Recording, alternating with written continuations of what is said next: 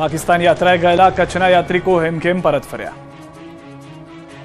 જમ્મુ કાશ્મીરના પહલગામમાં થયેલ આતંકી હુમલાની રાજકીય સ્થિતિ પર અસર થઈ રહી છે। કચ્છથી ધાર્મિક યાત્રાએ પાકિસ્તાન ગયેલા 37 લોકોને પાકિસ્તાનને પરત મોકલ્યા।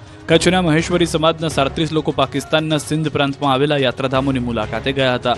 10 દિવસ પહેલા પાકિસ્તાન પહોંચેલા કચ્છના સંઘને પરત કચ્છ આવવાની ફરજ પડી છે। પાકિસ્તાનના મકલી, ઠઠ્ઠા, ઠરઈ, સૈણી સહિત 4 સ્થળોએ મહેશ્વરી સમાજના ઇષ્ટદેવોના યાત્રાધામ છે। ગાંધીધામથી વાઘા બોર્ડર થઈ કરાચી પહોંચેલા શ્રદ્ધાળુઓને મહેશ્વરી સમાજવાડીમાં આવકાર અપાયો હતો, પરંતુ પહલગામની ઘટનાને કારણે પાકિસ્તાન સરકારે પણ ભારતીય પ્રવાસીઓને પરત મોકલ્યા। પોતાના વતન પહોંચતા ભાવુક દ્રશ્યો સર્જાયા, હાર તોરા કરી સ્વાગત કરાયું। ખાનપુરના સરપંચે પુષ્પા સ્ટાઇલમાં સરકારી લાકડા કટિંગ કર્યા। પહેલા સરકારી લાકડા કટિંગ કર્યા, પછી કાર પાછળ બાંધી ખુલ્લેઆમ દાદાગીરીથી ગામમાં ચોરીને લઈ ગયા સરપંચ। મહીસાગરના ખાનપુર ગામના સરપંચે એવી દાદાગીરી કરી કે ગામ જોતું જ રહી ગયું, જાણે કોઈ કાયદાનો ડર જ ન હોય અને પોલીસને ખિસ્સામાં રાખીને ફરતા હોય તે પ્રકારે સરપંચે જોશમાં હોશ ખોયો। પુષ્પા ફિલ્મના હીરોની જેમ ખુલ્લેઆમ લાકડાની ચોરી કરતા ચકચાર મચી ગઈ। મહીસાગરના સર્કિટ હાઉસમાંથી લાકડા કટિંગ કરી ચોરી લીધા। સરકારી લાકડાને કાપી ટ્રકમાં ભરી બારોબાર વેચી માર્યા। 3 વર્ષથી આ રીતે સરપંચ દાદાગીરી કરી લાકડા ચોરી કરે છે। આ વખતે તો નશાની હાલતમાં લોકો સાથે બબાલ કરી મારામારી કરી। એટલું જ નહીં, એક લાકડાને પોતાની કારની પાછળ બાંધી ગામમાં લઈ ગયા અને કહ્યું કે જે થાય તે કરી લો। પરંતુ સવાલ એ છે કે ઘટાદાર વૃક્ષોનું કટિંગ 3 વર્ષથી ચાલતું હોય તો તંત્ર કેમ ચૂપ છે?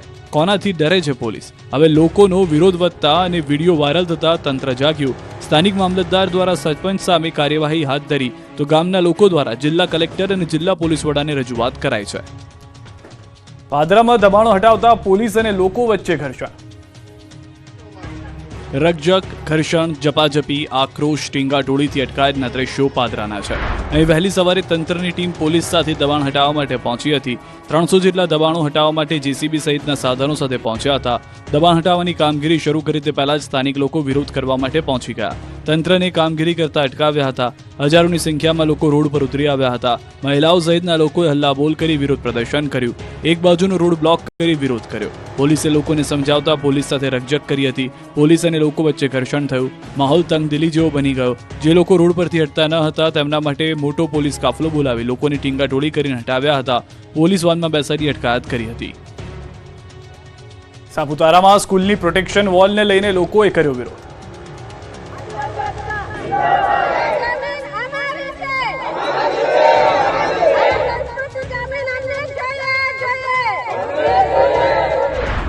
સાપુતારાના માલેગાંવના લોકો સ્કૂલની પ્રોટેક્શન વોલનો વિરોધ કરી રહ્યા છે। ગામના લોકો જમીન બાબતે જંગે ચડ્યા છે। લોકોનો ઉગ્ર આક્રોશ જોવા મળ્યો। અહીં આવેલી એકલવ્ય મોડલ સ્કૂલ દ્વારા પ્રોટેક્શન વોલ બનાવવામાં આવી રહી છે, જેના બાંધકામને લઈને ગ્રામજનોમાં રોષ ફાટી નીકળ્યો। કાળઝાળ ગરમીમાં લોકો રોડ ઉપર ઉતરી આવ્યા। ધાર્મિક પ્રસંગો ઉજવતા હોય તે જગ્યાએ બાંધકામ ન કરવાના નારા સાથે હલ્લાબોલ કર્યો। મોટી સંખ્યામાં લોકોએ સ્કૂલ ખાતે પહોંચી વિરોધ પ્રદર્શન કર્યું। લોકોનું કહેવું છે કે આ ગામ તળની જમીન પર અનેક ધાર્મિક પ્રસંગો ઉજવાય છે। લોકોની ધાર્મિક લાગણી જમીન સાથે જોડાયેલી હોવાથી શાળા કમ્પાઉન્ડ વોલનું કામ શરૂ કરતા ગ્રામજનોએ વિરોધ નોંધાવ્યો। ગામની જમીન પર બાંધકામ રોકવા માટે ગ્રામજનો આંદોલનના મૂડમાં દેખાયા। વિવિધ પ્રશ્ને સુરેન્દ્રનગરના ખેડૂતોએ કર્યો વિરોધ। ચણા અને રાયડા ટેકાના ભાવે વેચાણ માટે નોંધણી કર્યા બાદ નોંધણી બ્લોક કરી દેતા ખેડૂતો વિફર્યા હતા। સુરેન્દ્રનગરમાં હજારો ખેડૂતો ટ્રેક્ટર લઈને બેનરો સાથે કલેક્ટર કચેરીએ પહોંચ્યા હતા।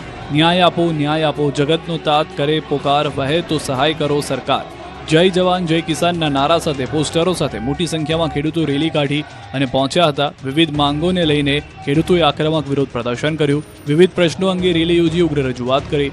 સુરેન્દ્રનગર શહેરના ટાવર ચોકથી જિલ્લા કલેક્ટર કચેરી સુધી ખેડૂતોએ વિવિધ પ્રશ્નો અંગે રેલી યોજી ઉગ્ર રજૂઆત કરી। કેટલાક ખેડૂતો ટ્રેક્ટર લઈને પહોંચતા પોલીસ અટકાયા હતા।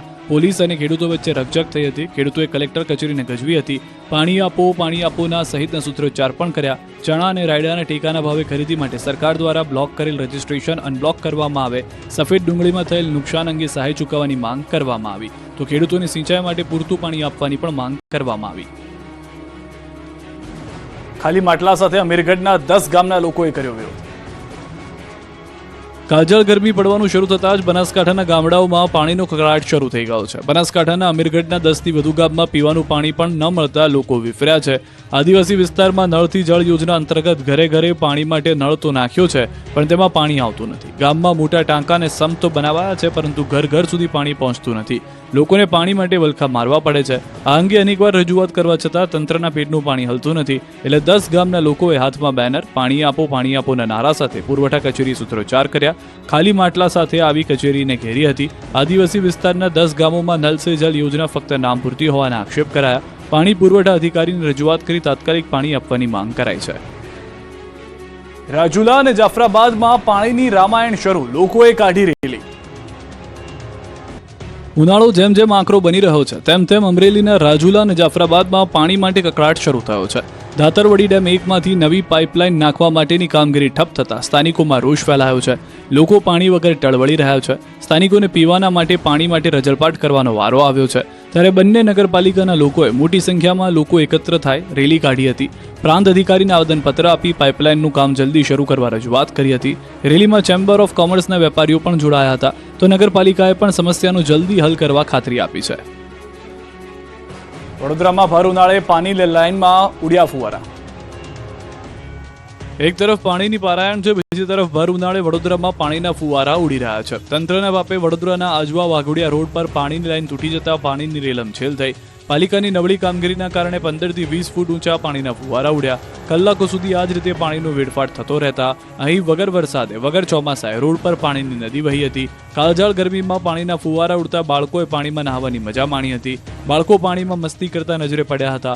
તો કલાકો બાદ પણ તંત્રને પાણીના લીકેજની જાણ સુદ્ધા ન થતા પાણી વહેતું રહ્યું. લાખો લીટર પાણી વહી ગયું. બીજી તરફ અનેક વિસ્તારોમાં પાણી મળતું નથી. ભરૂચના 3 લાખ લોકોને 15 દિવસ સુધી નહીં મળે પીવાનું પાણી. ગરમીના પ્રકોપ વચ્ચે ભરૂચના લોકોને 15 દિવસ સુધી તરસ્યા રહેવું પડશે. ભરૂચ નગરપાલિકા સરદાર સરોવર નર્મદા નિગમની અમલેશ્વર બ્રાન્ચ કેનાલ મારફતે રો વોટર મેળવી અયોધ્યાનગર વોટર ટ્રીટમેન્ટ પ્લાન્ટથી શહેરીજનોને પાણી પૂરું પાડે છે. પરંતુ મિયાગામ તેમજ અમલેશ્વર બ્રાન્ચ કેનાલ મરામતના કારણોસર 30 એપ્રિલથી બંધ કરવામાં આવશે અને 15 મે સુધી બંધ રહેશે. રિપેરિંગની કામગીરી દરમિયાન લોકોને એક જ ટાઈમ પાણીનો પુરવઠો પૂરો પાડવામાં આવશે, જે અંગેનું ટાંકી અને વિસ્તારો સાથેનું સમયપત્રક પાલિકા દ્વારા જાહેર કરવામાં આવ્યું છે. શહેરના 3 લાખ જેટલા શહેરીજનોને આગામી 15 દિવસ સુધી એક સમય પાણી મળનાર હોવાથી હાલત કફોડી બની શકે છે. ભરૂચ નગર સેવા સદનના ચીફ ઓફિસરે લોકોને સહકાર આપવા અપીલ કરી છે. પાટણમાં ભર ઉનાળે ખાતર માટે ટળવળતા ખેડૂતો. પાટણ જિલ્લામાં ભર ઉનાળે યુરિયા ખાતરની અછત સર્જાય છે. આકરી ગરમીમાં ખેડૂતો ખાતર મેળવવા ડેપો પર ઊભા રહેવા બન્યા મજબૂર. ખેડૂતોને બાજરીના પાકમાં યુરિયા ખાતરની તાતી જરૂરિયાત છે, ત્યારે પાટણ પંથકમાં યુરિયા ખાતર ખૂટી પડ્યું છે. ખાતરની તંગી સર્જાતા ખેડૂતોને કામ ધંધા મૂકી ખાતર લેવા માટે લાઇનમાં ઊભા રહેવાનો વારો આવ્યો છે. ખેડૂતોને વીઘા દીઠ 5 બોરીની જરૂરિયાત સામે માત્ર એક ખેડૂતને 5 બોરી મળે છે.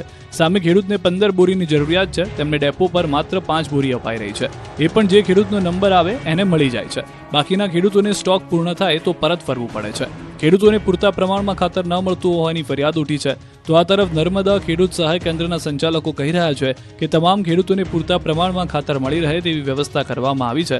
જો પૂરતા પ્રમાણમાં ખાતર ન મળે તો ખેડૂતોએ વાવેતર પાછળ કરેલ તમામ ખર્ચ એળે જશે અને બાજરી તેમજ પશુઓનો ઘાસચારો પણ સુકાઈ જાય તેવી સ્થિતિ છે. પાટણમાં ભર ઉનાળે ખાતર માટે ટળવળતા ખેડૂતો.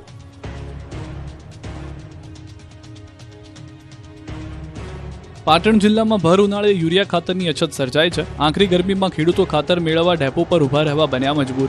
ખેડૂતોને બાજરીના પાકમાં યુરિયા ખાતરની તાતી જરૂરિયાત છે. ઊંઝા યાર્ડ હવે અજમાનું હબ બન્યું છે. દરરોજ 4000 બોરીની આવક. જીરું વરિયાળીના હબ તરીકે જાણીતું ઊંઝા માર્કેટ યાર્ડ હવે અજમાનું હબ બની રહ્યું છે. હાલ ઊંઝા માર્કેટ યાર્ડમાં અજમાના ઢગલા થઈ રહ્યા છે. હાલ ઊંઝા યાર્ડમાં દરરોજ 3500 થી 4000 બોરી અજમાની આવક થઈ રહી છે. આસપાસના ગામડાઓમાંથી ખેડૂતો મોટી સંખ્યામાં અજમો લઈને યાર્ડ ખાતે પહોંચી રહ્યા છે. અજમાના મણના ભાવ 1500 રૂપિયાથી લઈ 3000 આસપાસ બોલાઈ રહ્યા છે. એકદમ ગ્રીન ક્વોલિટી હોય તો અજમાનો સારો ભાવ ખેડૂતોને મળી રહ્યો છે. સારા ભાવ મળતા ખેડૂતો ખુશ છે. વેપારીઓના મતે હાલ ભારતભરમાં સૌથી વધુ અજમાની આવક ઊંઝા માર્કેટ યાર્ડમાં થઈ રહી છે, કારણ કે મહેસાણામાં ખેડૂતો અજમાના વાવેતર તરફ વળી રહ્યા છે. તેમજ ખેડૂતોને અહીં ક્વોલિટી પ્રમાણે ભાવ પણ સારા મળતા સંતુષ્ટ દેખાઈ રહ્યા છે.